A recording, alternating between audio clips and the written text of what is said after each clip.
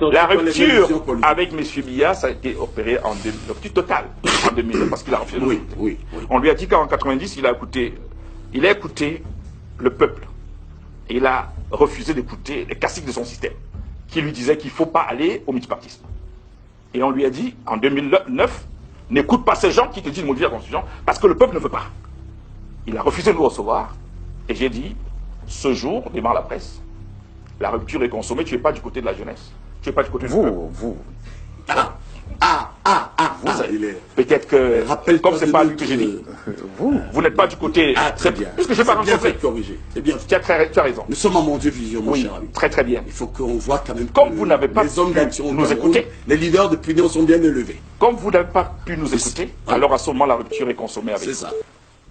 Et donc, à partir de cet instant, vous êtes un adversaire. C'est ça. Et M. Biya-Paul, tu me poses la question si je l'admire. Oui. Non, il a posé des actes positifs par le passé. Ça me rassure. Mais il a posé énormément d'actes négatifs. Oui. Parce qu'il est celui qui est à l'origine de l'ensemble des problèmes que nous avons aujourd'hui. Oui. Les seuls actes positifs que je lui reconnais, naturellement, c'est peut-être justement cette concession qu'il nous a fait en 90, en refusant de laisser notre pays sombrer dans la guerre. C'est-à-dire en refusant d'écouter les classiques de son système, en ouvrant le système. Ça, c'est un acte positif. Bien. Il est là. Maintenant, mon cher ami. Le reste du temps, oui. Qu'est-ce que je peux admirer de lui? Le fait que... Homme de tempérament. Tempérament? Homme apaisé. Non. Homme de dialogue. Et tu viens de citer la crise anglophone. Par exemple, je n'admirerais pas qu'il ait refusé le dialogue, par exemple. Non, pas du tout. Je ne veux pas admirer le fait qu'il laisse cette crise, ce pays, cette région anglophone, sombrer dans la crise comme ça. Alors qu'il y a une possibilité de dialogue. Il n'a pas fermé la porte au dialogue. On s'entend dessus. C'est lui qui envoie au cours de Grégoire Bouna encore discuter à l'ambassade américaine. Ne pas fermer la porte au dialogue et faire le dialogue à contre-temps n'est pas la même chose. Bien entendu. Oui, alors moi je vais terminer. Dernière question. Oui, sur une préoccupation, effectivement. Mon maître, le président Paul Biya, mon maître politique, a lancé l'opération Épervier, qui est une expression d'ailleurs consacrée par les journalistes, opération maître propre.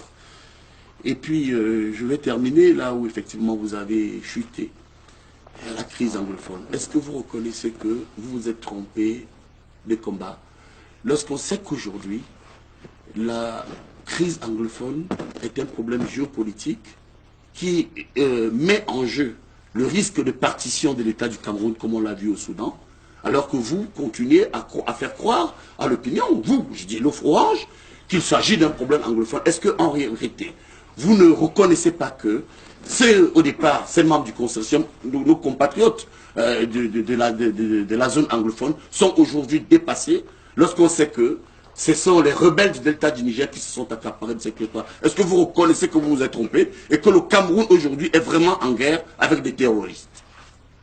Bon, avec la permission du modérateur, je voudrais que cette réponse soit bien comprise. Je ne veux pas être interrompu. Ça m'intéresse, cher ami. C'est une question clé pour nous à l'Orange. Sur la crise anglophone, dès le début, l'année dernière, nous avons donné une position claire. Il fallait dialoguer avec ceux qui étaient en face. M. Biya a accepté le dialogue et a décidé ensuite de faire arrêter ceux qui dialoguaient.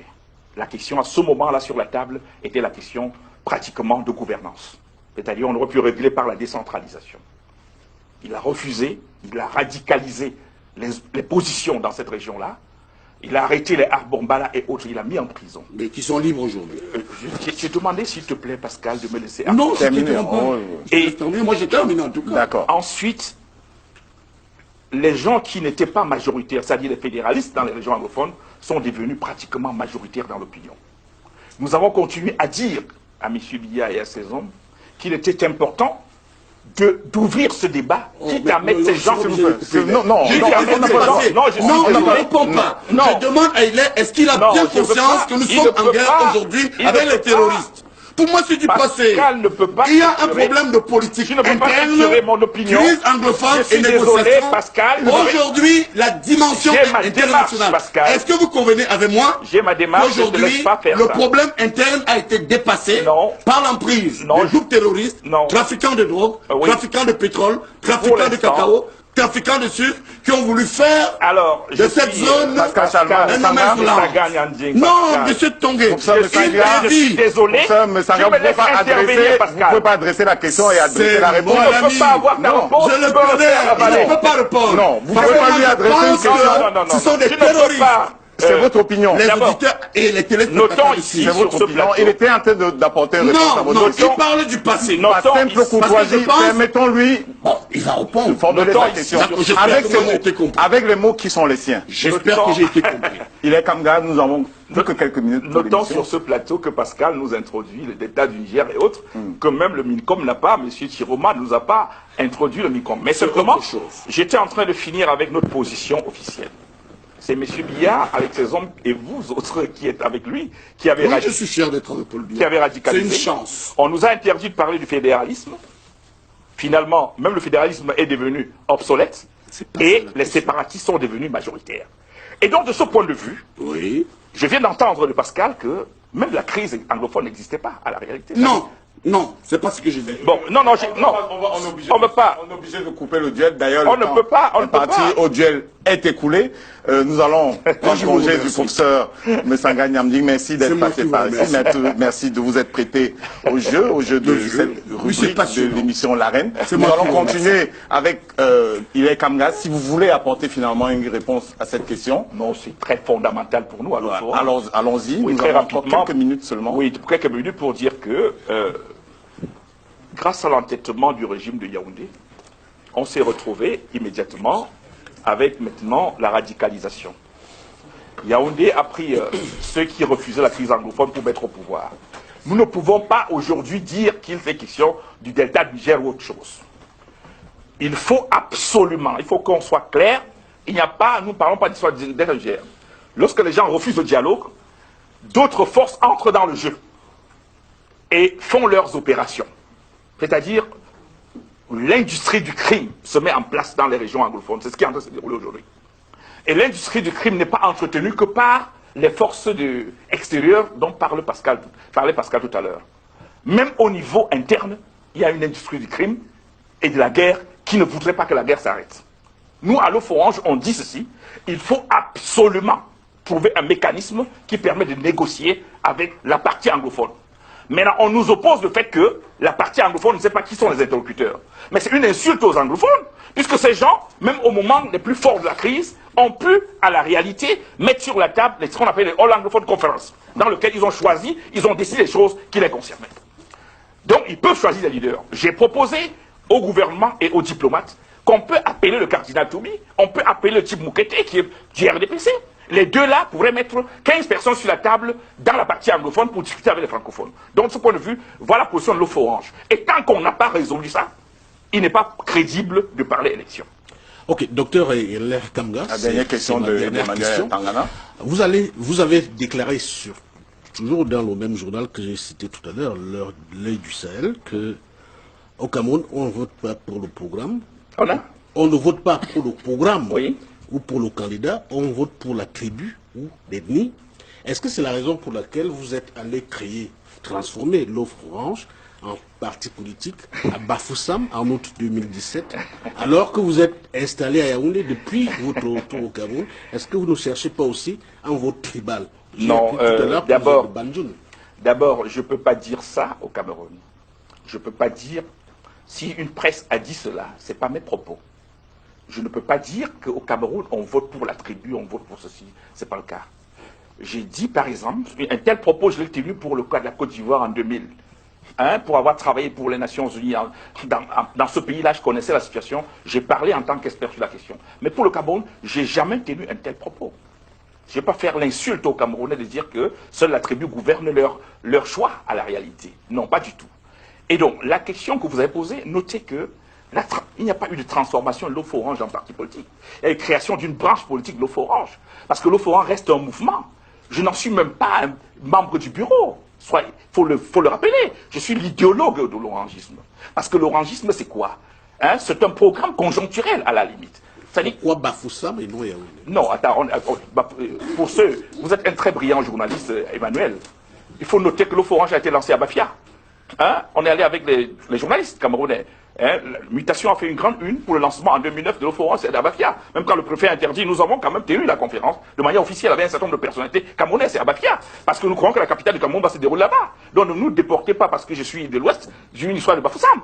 Avant qu'on ne tienne la première conférence de l'eau orange, une réunion d'eau orange à Bafoussam, on a tenu d'abord la création officielle à Bafia, ensuite on était à Yaoundé, on était à Garoua, on est allé à Douala, avant un jour d'aller à l'Ouest. Vous voulez dire que moi, parce que je suis de l'Ouest, on ne fera jamais rien. Il pose simplement une question. Il pose simplement une question. Non, il n'y aura pas de délit de bamilikéisme. Je suis un bamiliké. Non, pas du tout. Non, l'eau orange, sur ce point, est un mouvement qui a une branche politique désormais, qui va permettre aux Camerounais qui veulent prendre le pouvoir à la base, en tant que candidat indépendant, de venir prendre dans le cadre de cette branche. Et ce parti en Risso Minat? Bien entendu, c'est un parti en Risso. C'est pour ça qu'on arrive des candidatures indépendantes, des candidatures. Ceux qui veulent être indépendants viennent dans l'eau orange, ils vont rencontrer les dirigeants de ce parti-là pour être candidats dans leur localité et gagner des mairies. Mais nous, au niveau national, en tant qu'identité... on a une matrice qui est la société civile et en dessous, un parti politique. Bien entendu, il y a un parti politique. Il peut en avoir plein. Il peut en avoir, bien sûr. C'est une stratégie ninja. C'est la stratégie ninja, c'est ça qui va permettre qu'on libère ce pays. Dernière question, Eric Chouake. Gilles Kamga, l'eau orange est née en 2009. Est-ce que pratiquement 10 ans après, l'eau orange ne va pas continuer à vendre un rêve irréalisable aux Camerounais? Je me souviens, on parlait de commissions électorales citoyennes à côté de l'ECAM, ou de ce que le gouvernement allait proposer. Ça n'a jamais vu le jour jusqu'à son président se retrouve à l'ECAM. Voilà, jusqu'à ce que Titi Noël, c'est ça, Titi Noël se retrouve à l'ECAM. Vous aviez parlé, par exemple, des scrutateurs qui devaient faire ce que vous aviez appelé à l'époque qui allait faire des décomptes parallèles. Pour rester dans la langue française. Ça n'a jamais existé. Est-ce qu'on n'est pas dans cette continuité, étant entendu que il y a eu entre-temps beaucoup d'élections qui ont eu lieu sans la participation de l'eau orange? Est-ce que finalement votre projet n'est pas bon pour être abandonné? Non, c'est le meilleur projet qui existe. Nous fêtons rapidement, nous sommes en train de fêter là, pas fêter, on commémorait le décès de Martin Luther, I Have a Dream. Entre le I Have a Dream et la réussite, c'était quand? Le seul projet aujourd'hui qui peut sauver le Cameroun, c'est l'eau orange. Maintenant, quand vous me posez la question... L'eau c'était pour 2011, c'est pour l'alternance en 2011. Non, c'est dit dans le livre. C'est pour l'alternance. Maintenant, 2011 peut ne pas marcher, 2018 ne marche pas, on va toujours arriver, c'est l'alternance. Mais seulement ce que vous dire, et Rodrigue a bien fait de le rappeler, non, vous avez dit, on n'a jamais vu, non. Tout ce que vous avez cité a été mis en place. Vous savez que la commission vous savez que les commissions... a pu faire écoutez. Des comptes parallèles. La CC est installée, j'ai couvert moi-même l'installation. Vous savez que on a d'abord d'une part créé les commissions, les CCI, dans toutes les régions du Cameroun. On a installé un leadership, on a installé Titi Noël, ici en Volier. Ensuite, on est allé installer Mme Cobb comme vice-présidente. Donc, c'est des structures, ces gens qui sont là. Donc, en temps opportun, on va réveiller ce qu'on appelle les cellules douces. Il ne va pas marcher. Il n'y a pas de souci. Les cellules sont là. Et sur le nom orange, c'était par rapport à l'Ukraine. Avec ce qui est devenu le mouvement en Ukraine, est-ce que ça ne vous demande pas aujourd'hui, commande pas de changer un peu On ne peut pas changer ce qui marche, monsieur. Aller dans les rues et demander aux gens l'eau orange, c'est ça qui marche. La révolution orange était en Ukraine. Oui, c'était... L'eau orange, c'est quoi en fait? Lorsque vous faites... On traduit le fait que... la révolution orange... La révolution orange, Eric Boniface, c'est de dire quoi? Le peuple est seul souverain. Il va aux élections. Il remporte la victoire. Les gens essayent de ne pas accepter qu'il est le souverain. Il se lève comme un seul homme, se mobilise dans la rue et exige qu'on lui donne son pouvoir. C'est ça le concept. Merci, les Kamga. Nous allons prendre la synthèse avec Alain Gisant Kanga. Il va résumer pour nous, pour vous et pour tous nos téléspectateurs l'essentiel de ce qui a été dit sur ce plateau en 90 minutes. C'est le temps.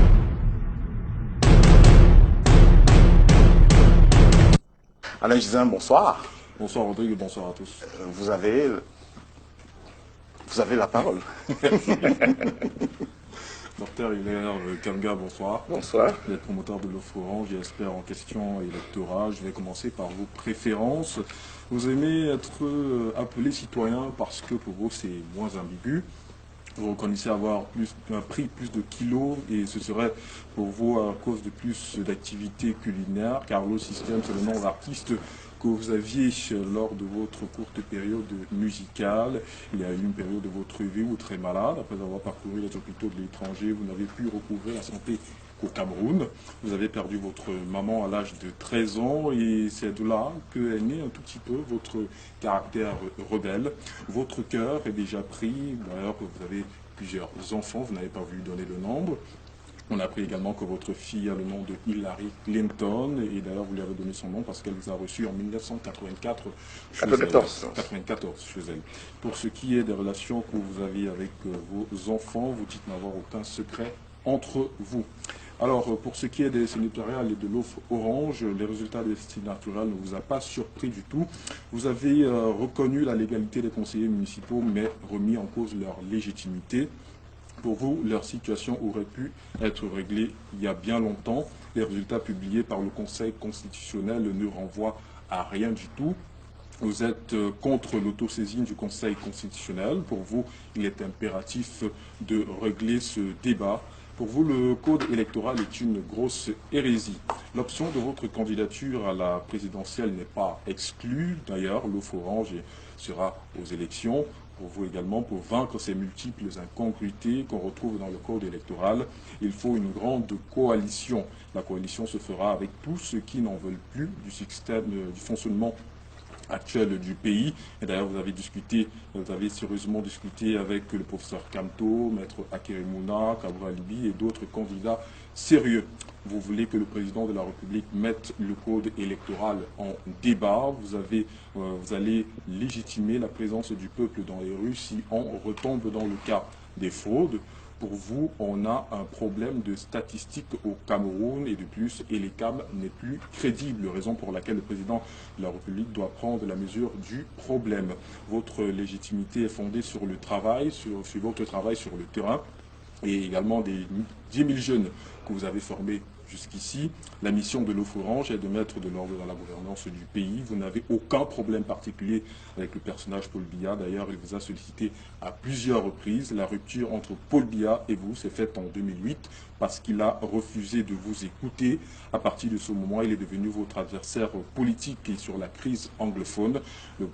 La position de l'offre orange a toujours été le dialogue. Et pour terminer par là, le seul projet qui peut sauver le Cameroun, c'est l'offre orange. Merci Alain Gisin. Un petit commentaire en 10 secondes. Oui, le seul commentaire, c'est que c'est très très bien le travail qu'il a fait. Et je veux juste qu'il, lorsqu'il va le rendre, il va corriger que j'ai pas dit que les résultats communiqués par le Conseil constitutionnel n'étaient pas. J'ai seulement dit qu'il y a un tableau qui n'a pas raison d'être, qui ne relève pas de leur compétence. A été levé en plateau ici. Merci Alain Gisin. Pourquoi vous ne dites pas vous là? Tu peux me laisser parler, Pascal. Non, nous sommes des vieux potes quand même. Oh. Mais pourquoi vous ne faites pas cet effort, à mon Dieu, disons, de dire, vous nous avez dit, parlons du président de la République. Oui, mais attends, je dis... Nous sommes quand même des garçons gentils. Je ne sais pas de quoi on parle, finalement. Hilaire, je te connais bon chic, bon genre. Mais pourquoi tu te transformes? Mais tu peux me laisser parler comme ça, Non, je veux Pascal. comprendre pourquoi tu dis... Ce monsieur... Tu, au président de la République. Non, je n'ai pas dit tu. Ah, d'accord. Ok. Tu retires ça. Non, c'est bien. Je dis jamais tu au président de la République. Ah oui, d'accord. J'ai dit monsieur Biya Paul. Ça me rassure. Hein? J'ai dit monsieur Biya Paul. Je ne le tutoie pas parce qu'on n'est pas de famille. Hein?